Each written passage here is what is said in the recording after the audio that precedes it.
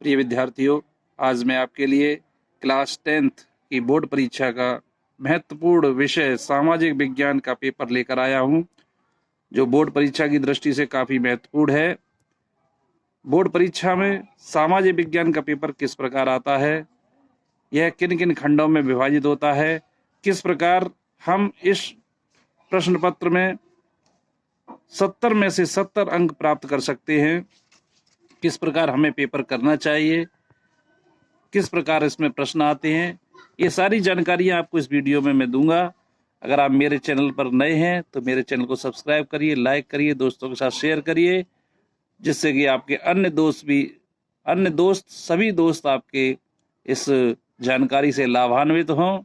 आइए देखते हैं सामाजिक विज्ञान का पेपर किस प्रकार होता है। इसके लिए आपको समय 3 घंटे और 15 मिनट मिलता है।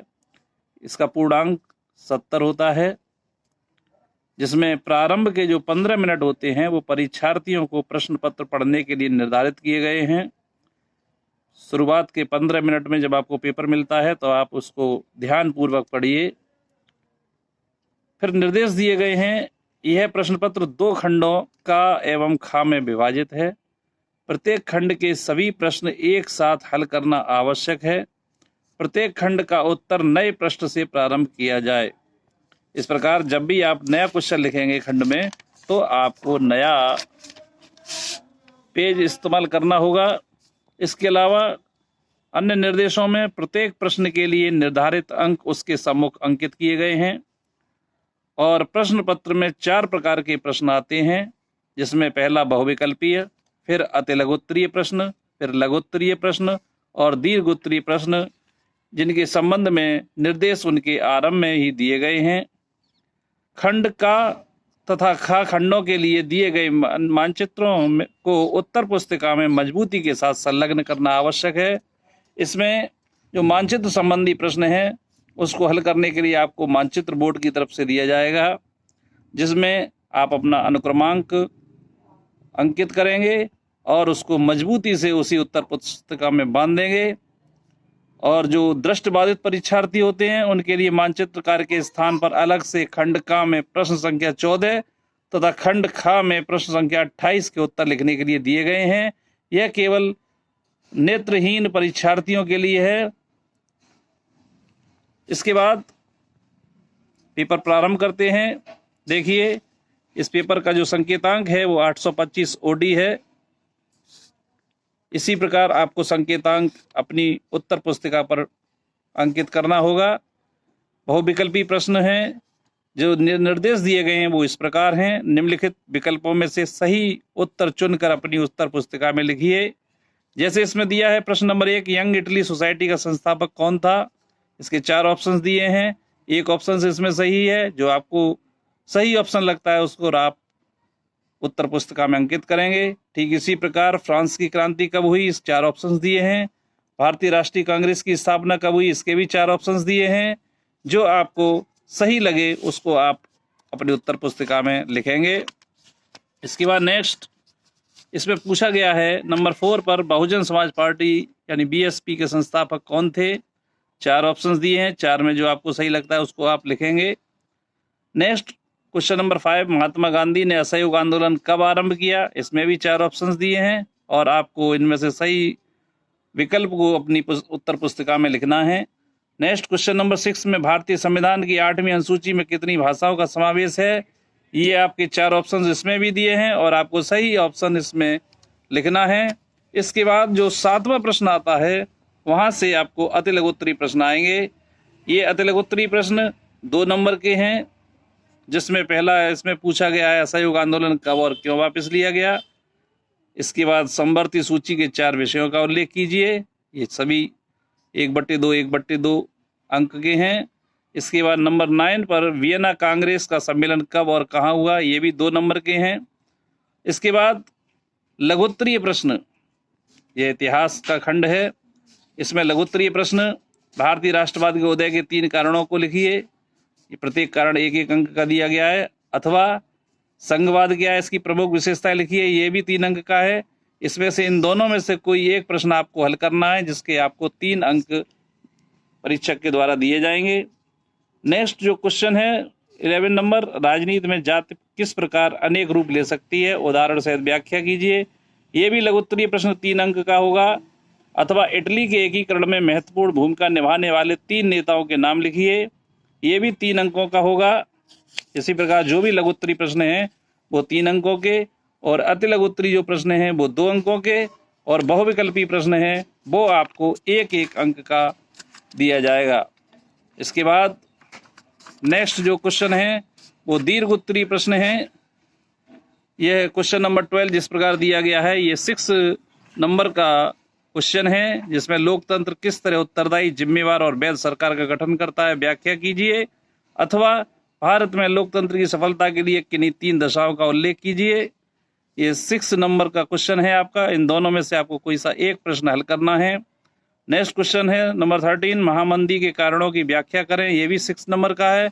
अथवा भारत में स्वतंत्रता संघर्ष में गांधी जी के योगदान का मूल्यांकन कीजिए। ये भी 6 नंबर का है। इन दोनों में से आपको एक प्रश्न हल करना है। इसके बाद मानचित्र संबंधी कार्य हैं।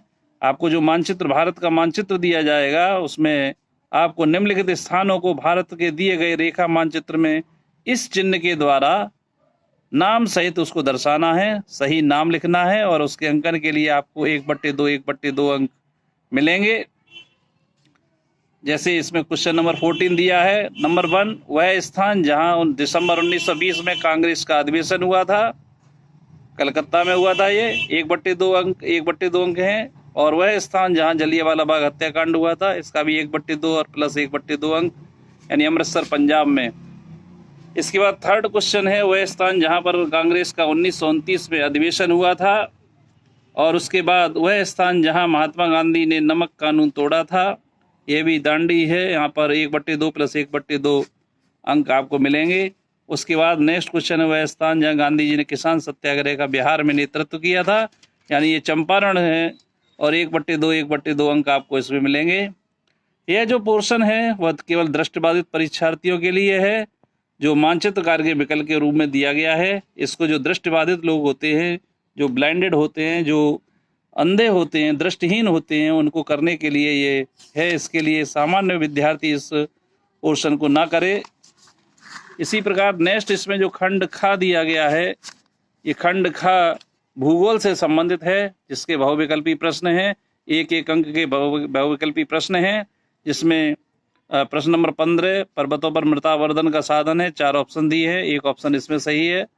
और 16 नंबर भी इनमें से कौन सी रबी की फसल है, 4 ऑप्शन दिए हैं, 1 सही है। इसके लिए आपको 1 अंक मिलेगा।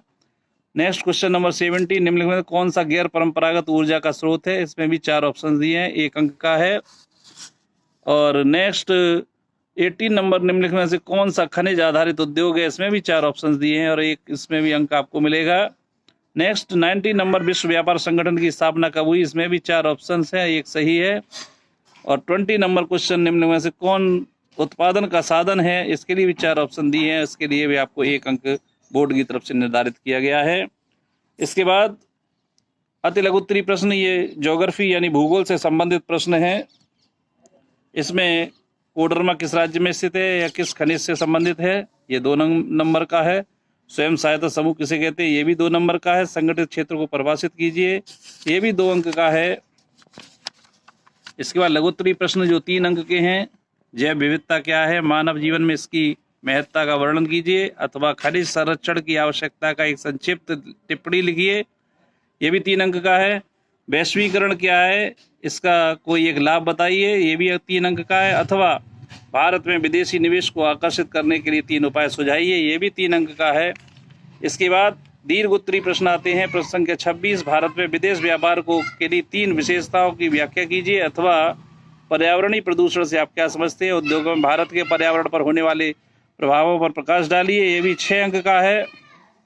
इसका नेक्स्ट 27 नंबर पर, भारत के आर्थिक विकास में खनिज आधारित उद्योगों के में योगदान की विवेचना कीजिए, ये भी 6 अंकों का है।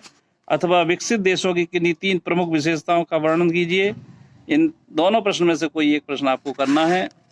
इसके बाद ज्योग्राफी यानी भूगोल के भाग से आपको मानचित्र संबंधी प्रश्न दिए जाएंगे।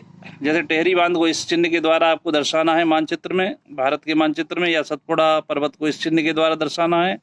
सीमेंट उद्योग का एक केंद्र को इस चिन्ह के द्वारा दर्शाना है, और उत्तरी भारत का एक अंतर्राष्ट्रीय हवाई अड्डा इस चिन्ह के द्वारा दर्शाना है, और मैग्नीज उत्पादक एक क्षेत्र को इस चिन्ह के द्वारा दर्शाना है। और उसके बाद ये दृष्टिबाधित यानी कि जो दृष्टिहीन लोग होते हैं जिन्हें दिखाई नहीं देता, उनके लिए ये पोर्शन दिया गया है जिसको सामान्य विद्यार्थियों को हल नहीं करना है, और ये उन्हीं से संबंधित प्रश्न हैं।